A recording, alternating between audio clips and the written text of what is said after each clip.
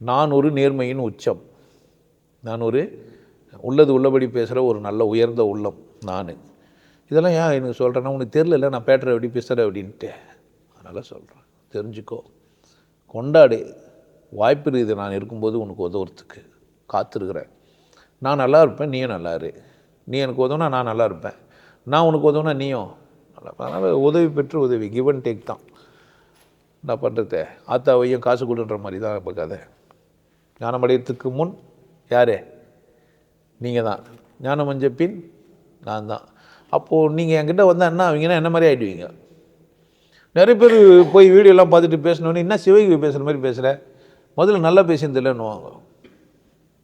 நிறைய பேருக்கு இந்த பிரச்சனை. வீடியோவில் 4 வீடியோ பார்த்துட்டு போய் வீட்டில் பேசினோன்னே பொண்டாட்டி முதல்ல கேட்குற கேள்வின்னா, அந்த வீடியோ பார்த்து இப்படியே அவனை மாதிரியே பேசுகிறாரு அப்படின்ட்டு. ஒரு கருணையாக இல்லையா அப்படின்னு. அப்படி தானே?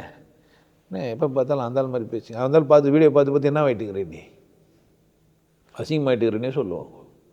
அசிங்கமெல்லாம் ஆகலை, நீ அழகாக வருது மற்றவங்களுக்கு பிடிக்காது, தெளிவாக வருது மற்றவங்களுக்கு பிடிக்காது, நேர்மையாக வருது மற்றவங்களுக்கு பிடிக்காது.